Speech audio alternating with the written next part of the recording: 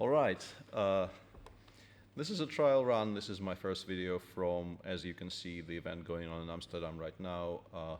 My friend and a friend of everybody's in this tournament, Ilya Levitov, is running a 3-week rapid tournament in Amsterdam as part of the celebration of his 40th. And I'll be doing these videos daily, covering not everything that has gone on, but some of the highlights of the rounds that happened that day. There were 2 rounds played today. There will be 3 tomorrow and 2 on the 6th. So some of these highlights might run long, but I will try to keep them to some kind of a manageable length by cutting out all the extra bits basically from the chess action, because there's no way you can cover all the action and feed it into any kind of a normal video.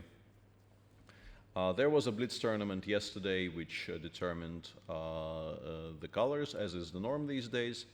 The tournament was won by Vladimir Kramnik and Vishy Anand on, I believe, 5.5 out of... Nope, 5 out of 7. Alexander Grishuk scored 4.5 out of 7, and I just squeezed in with the to get the more whites in the rapid by beating Boris Gelfand in the last round. In a fun game, but obviously, as many Blitz games, a game full of mistakes, thrills, and spills and things. And as a reward for beating him and stealing the extra white from him, because he was half a point above me prior to that Blitz game, I got to play him with the white pieces in round 1 of the rapid. And this is the game we will start with, obviously, because covering your own games is a lot easier. I know a lot more about them, but also in some ways it was one of the more exciting games of the round. So let's switch to the other view and start looking at some chess. There it is. Let's hope nothing breaks down, because if it does, it will be very upsetting. We tried this blank square you see behind me is a window which gives you a view of a very beautiful garden here in the Waldorf Astoria. But if you leave the window open, it just completely floods the camera. We tried providing some kind of a picturesque backdrop to these videos, but then they would be kind of unwatchable. So this is the view you get. Apologies for that. So yeah, with that, let's start on chess. In the Blitz game against Boris, I opted for 1c4, and I did so once again today. c5, g3, g6, bishop g2, bishop g7, knight c3, knight c6. And this used to be considered very boring, but these days there's a lot of ideas in this position, and games do occasionally become very, very sharp. In our Blitz game, I think it went d3, d6, and here I played this weird idea of b3, e6, sorry, queen d2, e6, b3, followed by bishop b2, and then once he castled, I went h4, and yeah, it became very sharp. But I think black is still fine. But we're not covering the Blitz game because the video has to end somewhere. And today I thought, knowing Boris and most players in the tournament know each other quite well, I had absolutely no expectation that I can repeat this idea and not be met with something very, very concrete. So I opted for something else and played b3. Which is obviously also a reasonably fashionable move these days. And it came as no surprise to me that Boris instantly played knight f6 and castles, which I believe is not the most popular reply to b3, but the one that I myself felt is the strongest from black here. And one of the ideas of this is that if you play knight f3, among other things, black has immediate simplification with knight e4 using this little tactic to trade quite a few pieces. And I was sort of against that. This being an exhibition tournament, I'm pretty sure that most of the players here feel like whenever possible you should try to get something unusual on the board and not just play the mainstream. And sort of with a view of that, of doing, at least trying to do that, I played e3 instead. But surprising Boris is very, very difficult. And the following sequence, knight b4, d3, and d5, a3, and even knight c6 here was basically blitzed out by my opponent. And here I started thinking for a very long time. Just a brief note, instead of knight c6, I was kind of hoping Boris will go for this seemingly spectacular sacrifice of dc4 and cb4, which leads to this very curious pawn structure. And I was planning to reply to it by immediately returning the piece, and I thought I would show you the sequence because it's a kind of a fun sequence of black first throwing pawns at white, and then white sort of immediately saying, no thank you, I don't want your extra piece, I want this structure. And in particular, if white manages to finish development, he will be quite significantly better here. But knight c6 is just very strong, because obviously if I take on d5, black can now take on d5. This is why it was important for black to force me to play d2, d3. If we look at this position, black can play d5 even here, seemingly. But white takes. Actually, white should probably take with the knight, but just to illustrate. In this position, if you take with the knight on d5, after bishop d5, bishop takes c3, white has the move d2 takes c3, and the bishop on d5 is protected. And in the game, obviously, if I take on d5 here, after knight d5, if I take on d5, black will take on c3, and this is now a check because the pawn has gone to d3, and black recaptures on d5 with a much better game. You can play something like knight g2 here, but after bishop e6, black is just supremely comfortable, maybe even slightly better. At first, once again, in the spirit of trying to play something weird, I spent a lot of time looking at this idea.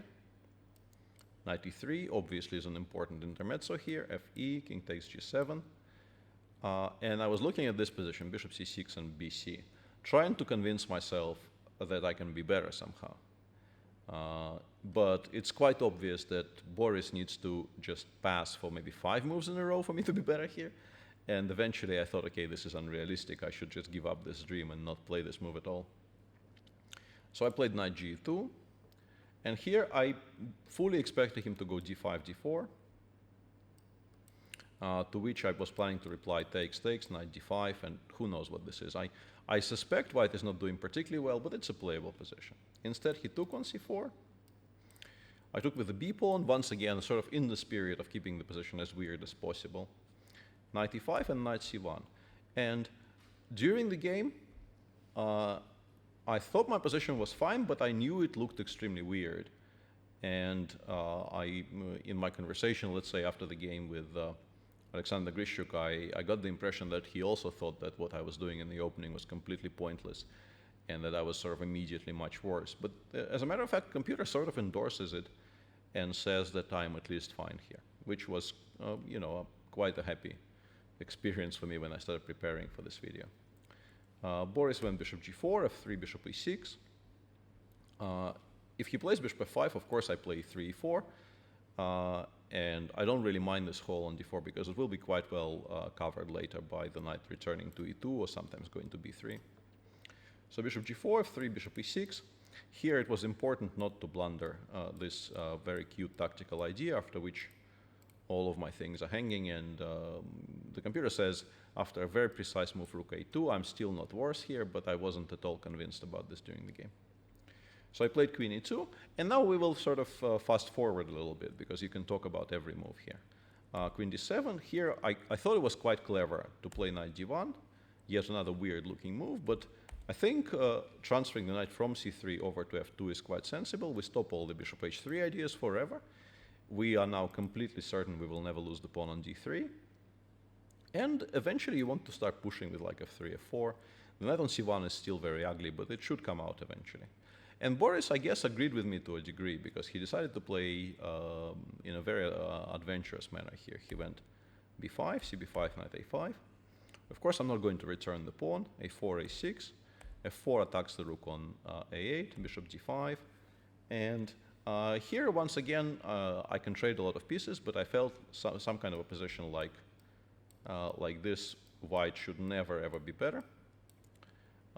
Due to how active the black pieces are, and I decided that if I play 3e4, the position will become a lot less clear, and that was kind of welcome development. Bishop b7, takes, castles, rook a b8, bishop c3.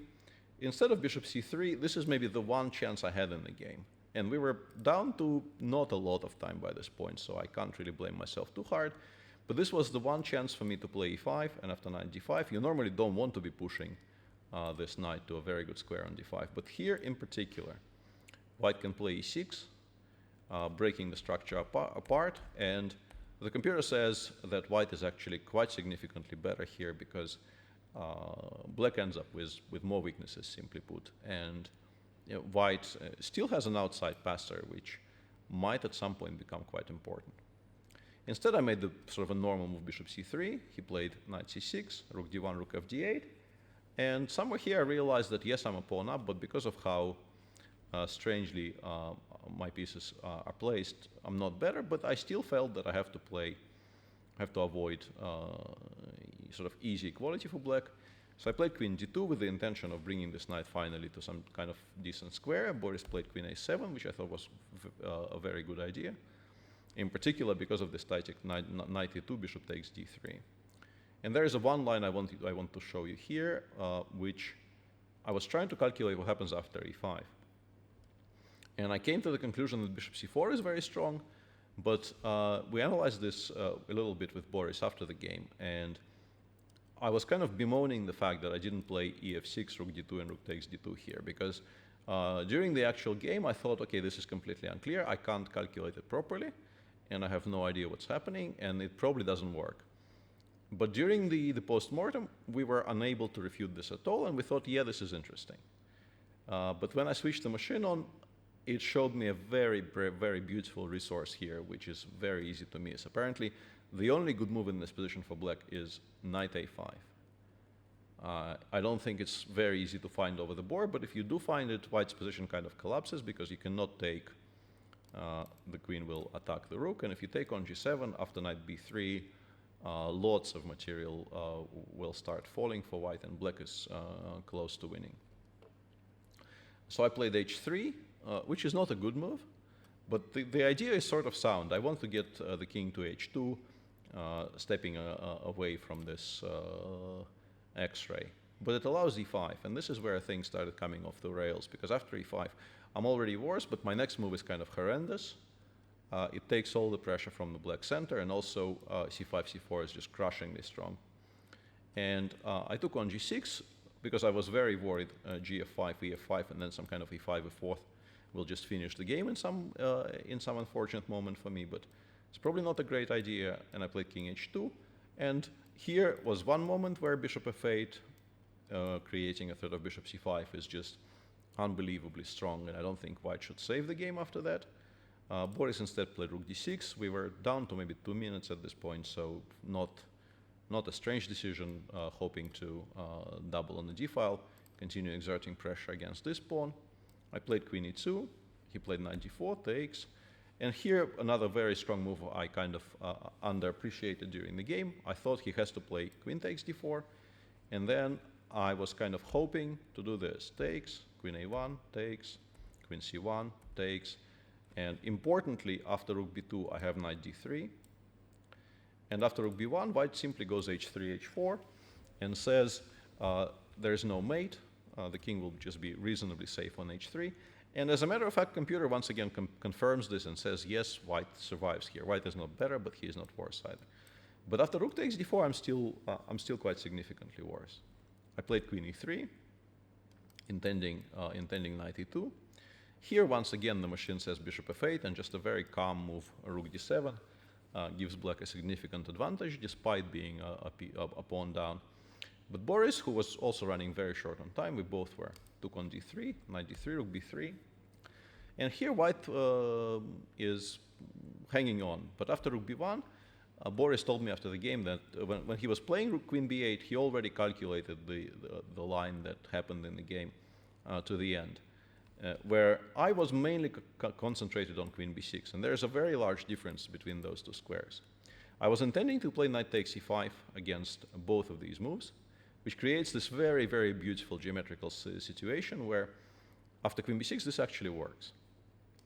But after queen b8, I did not have enough time to consider my options properly. I should just take, and play queen f3.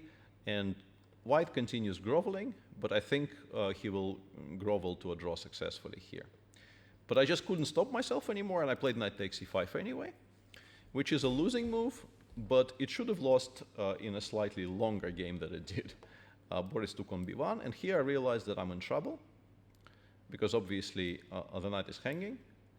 And also here I realized that if I take on d4, black takes on d1, I take on d1, I saw this, and I thought, okay, knight goes somewhere, and I will play knight c6. For instance, I don't know, knight e8, I can play knight c6 here, attacking the queen, and I will save my material. And then I realized that there is a square on h5, where I will not be able to play knight c6 because queen takes g3 is a bit of a problem for me. And then I was sitting here thinking this is all very unfortunate, and then I spotted the move knight c6. And then something very strange happened, because I did not find any refutation of knight c6. I thought until I had maybe 15 seconds left, and I played queen takes d4, Boris took, played knight h5, and I resigned. I still don't know why I didn't at least try to make a move which gives me a fighting chance. But objectively speaking, I looked at this, and after rook takes d1, knight takes b8, rook e1, queen a7, and here a precise move bishop b7, which is much stronger than the other options. Black is still completely winning, because I guess I will eventually just get mated on the king side. My king is just nowhere near safe enough. But still, it was a bit of a weird experience to see a move which creates very significant practical problems for your opponent and not to make it over the board. So I started with a loss. And that's all I have to say about this game. Let's briefly move on. The next game we'll be looking at is the game also played in the first round of two. And it was in fact played alongside the one we've just looked at.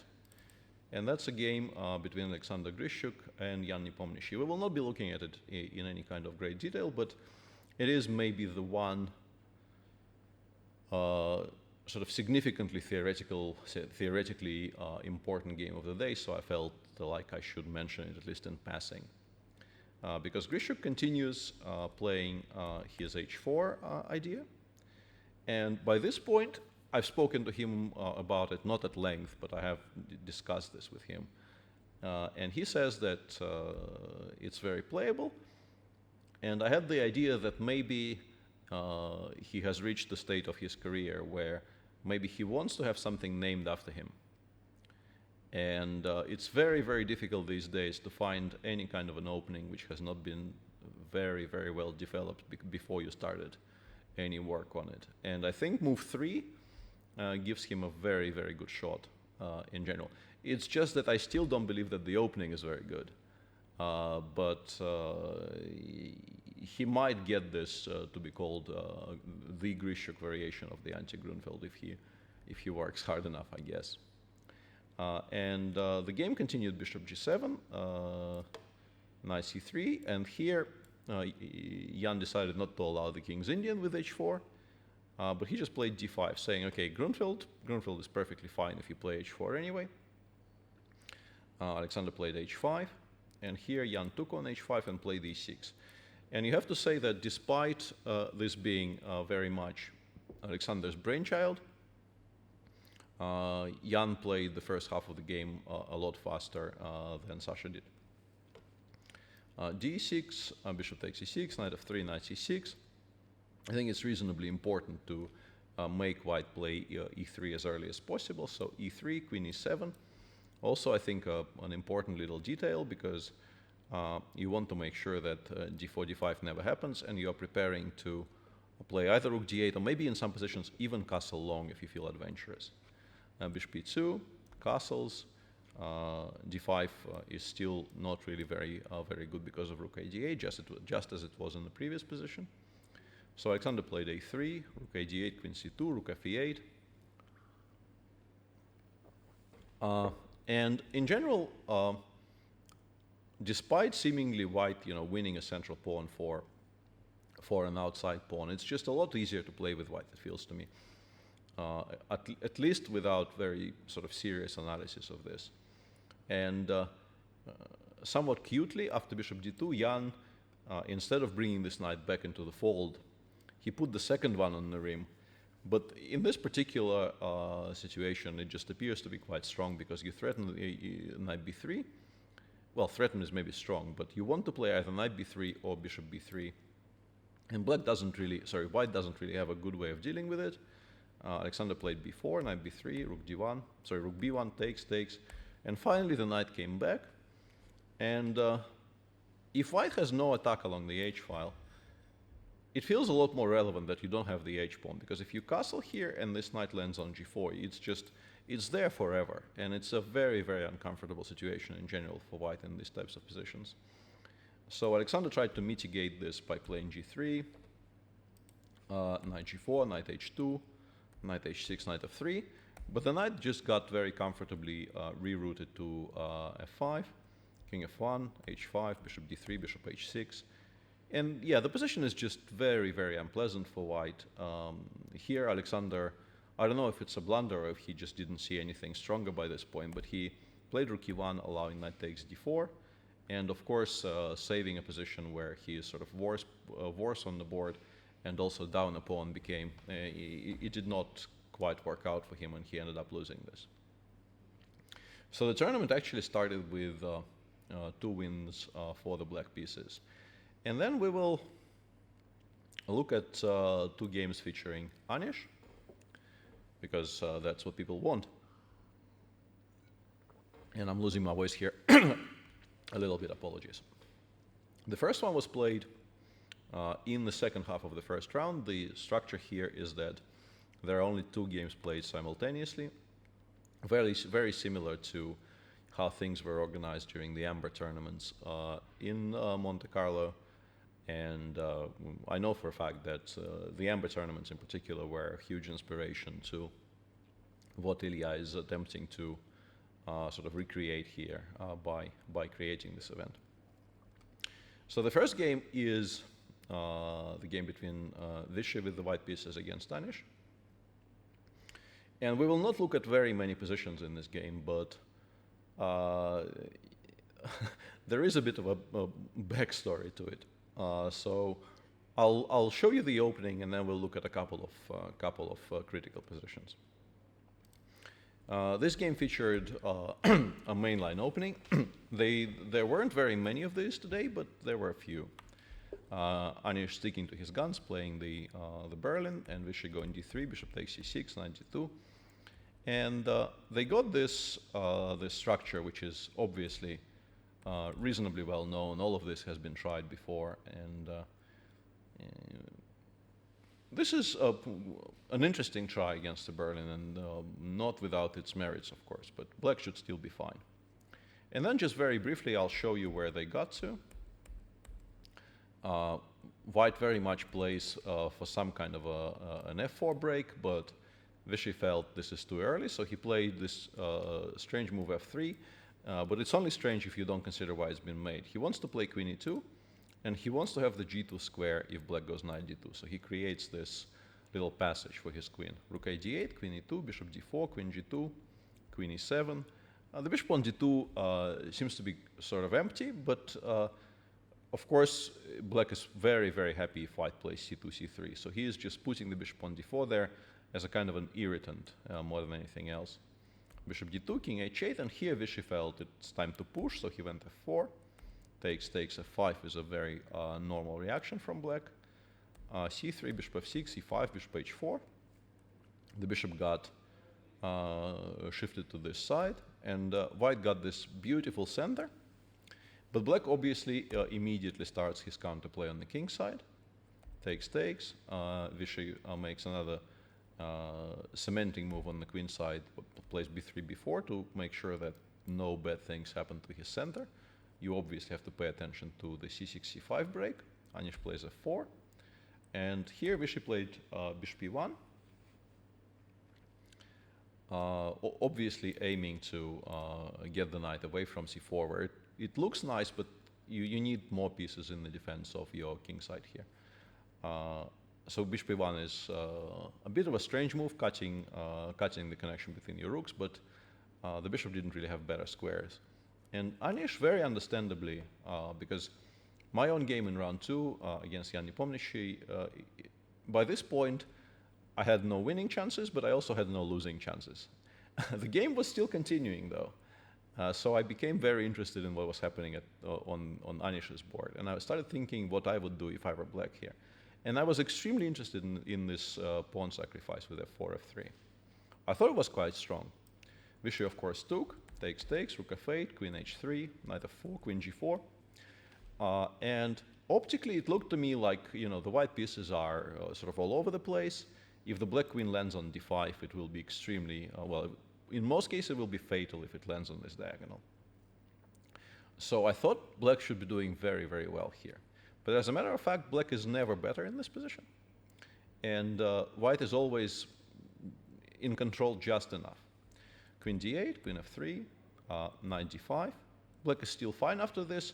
But just to give you an idea of what the computer thinks about this position, machine goes queen c8 here, with some ideas of queen e6, but also to keep the rook defended and to have the option of knight h3, which is why you play queen c8 and not queen d7.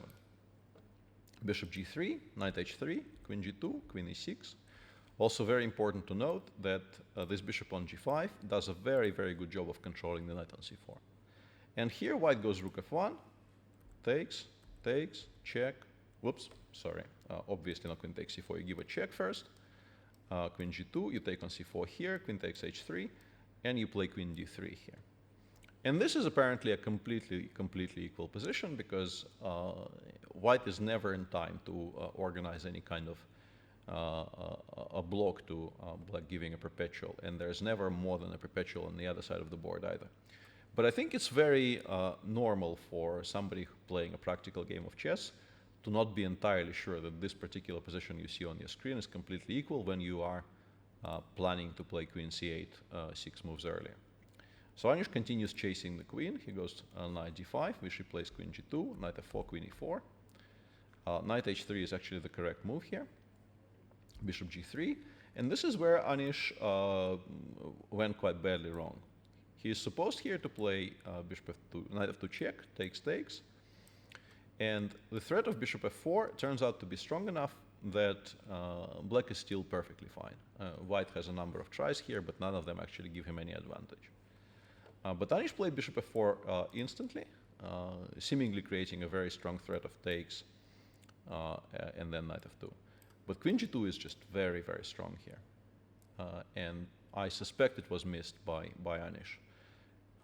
He took on g3, and here Vishy arguably missed a very clear-cut victory. At least the computer suggests that after hg3, white has absolutely no reason to be afraid of anything at all here, because rook f1 is next. And yeah, but in general, after hg, the machine says, this is not only winning, it's winning in a very straightforward manner. There is not going to be any technical issues even.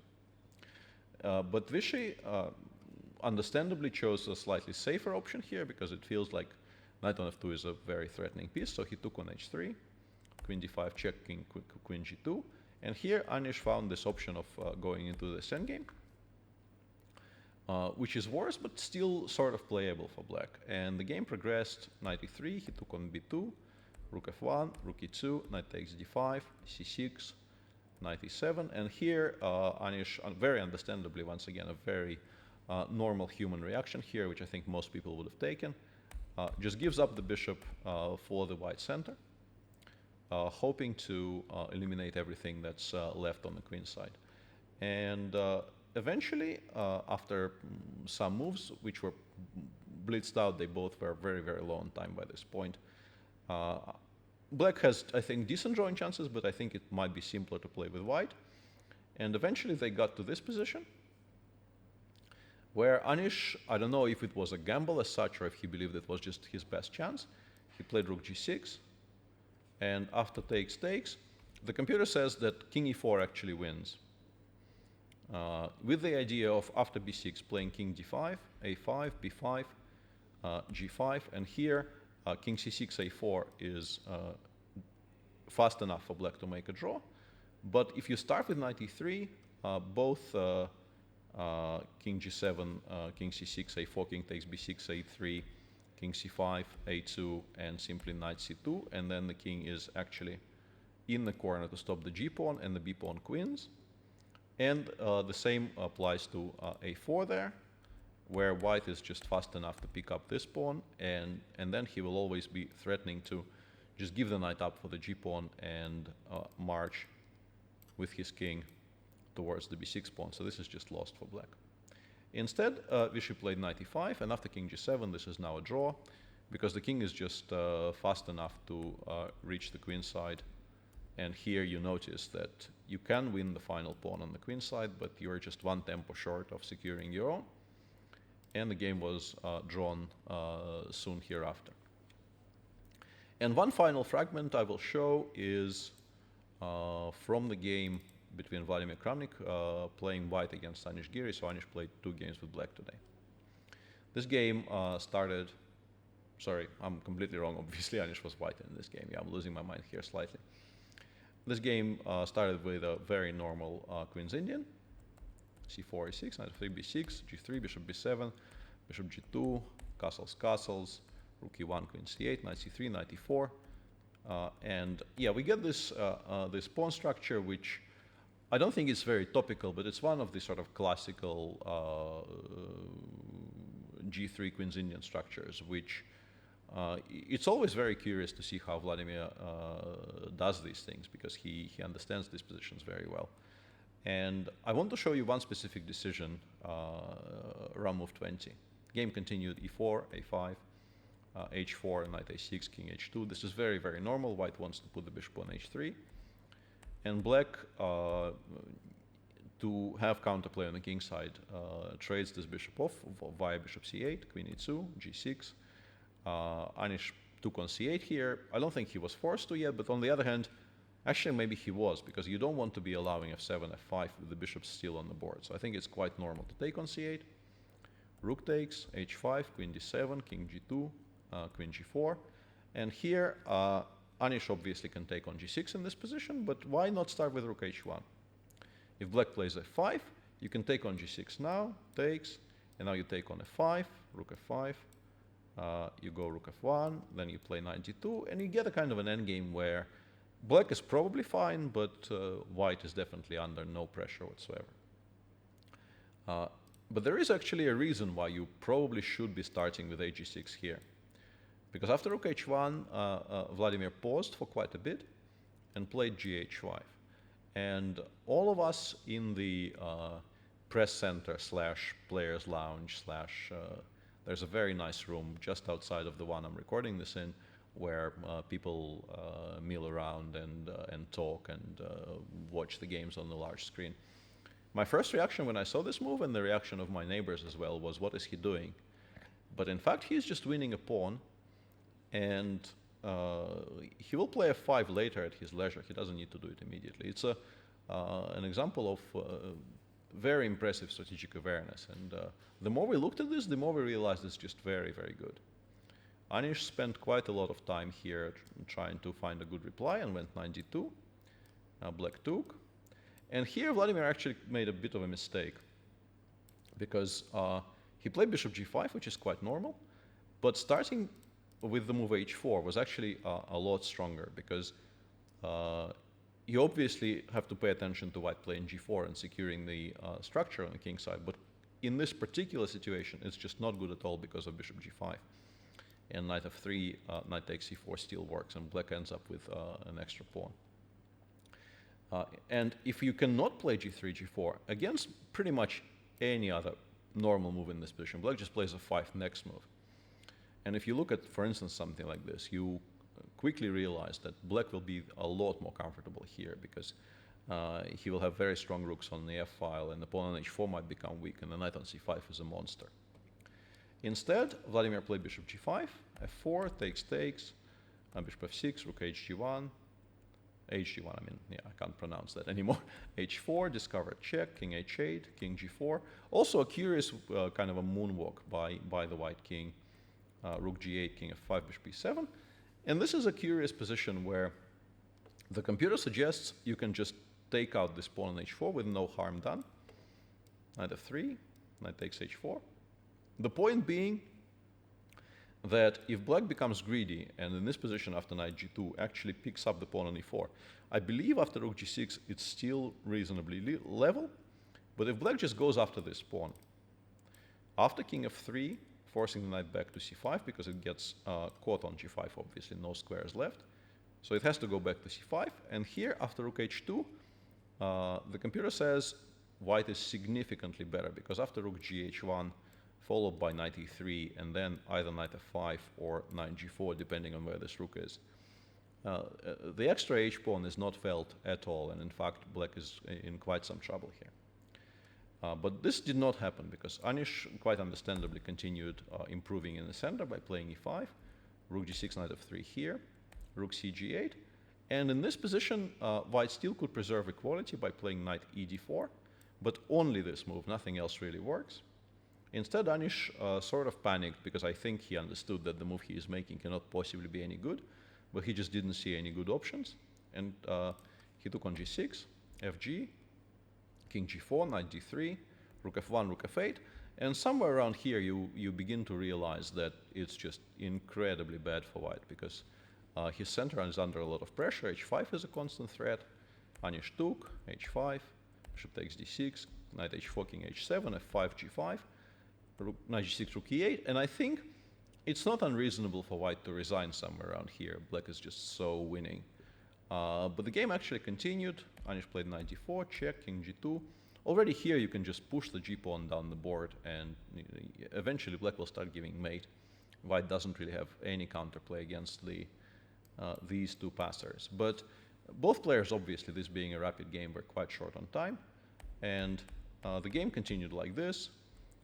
Vladimir drove the king towards the center, perhaps to free up the pawns. Even here, the computer says it's much better to put the knight back on c5 than on e5, but knight e5 doesn't really let all of the advantage slip. But somewhere around here, things started going wrong. And eventually, this is still much better, maybe even winning for black. But eventually, after some mistakes, Vladimir allowed white to blockade everything off by getting the king back to g2 at the cost of the d6 pawn. And in his desire to continue playing for a win, he gave up this piece. Takes, king f5, e7, bishop e7, knight e7, king g4, knight c6, h3 check, king g1. And this is quite clearly a draw, but because white never has enough time to pick up the queenside pawns because of how threatening those two pawns are, but you always have enough checks to drive the king away from good squares. And very true to form, Kramnik continued playing here and not repeating moves. Somewhere here he played king f4, forcing Anish to play a3, which Anish happily did. King e4, knight a6, king d3. And here I was more excited about showing you this position before I checked it with the machine, because I thought after knight f4 check, the only move that didn't lose wasn't king d4. The point, of course, being that if you play king c3 here, white takes on d5, takes on b6, and because the pawn is precisely on a3, there is no king b4, and the c pawn just queens. But as I said, when I checked it, I realized that king e4 is a draw, and somewhat, tauntingly, even king e3 is a draw, because if you go knight d5, king f3, you are never ever in time to take on b6. But Anish decided, okay, enough is enough, I don't see any win here, and he played c5, bc5, knight c5, king c3, b4, ab, and the game was continued drawn. Well, agreed draw, not continued drawn. Continuing here would be a bit unnecessary.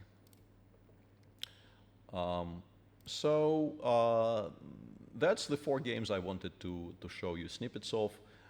For today, the one game I concentrated on was the most was my own. I don't expect this to be true every single day of the tournament, but it might still occasionally happen.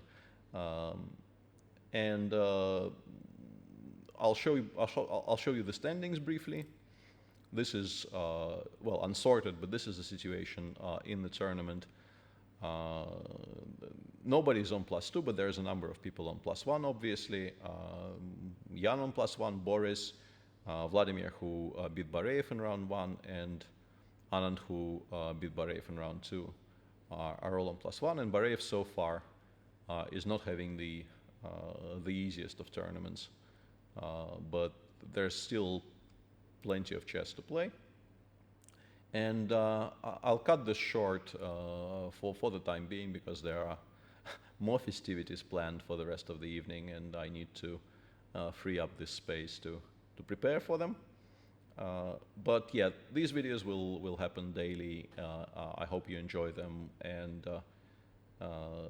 I'll be back tomorrow with more chess and possibly some gossip from the Levitov Chess Week in Amsterdam. Thanks for watching.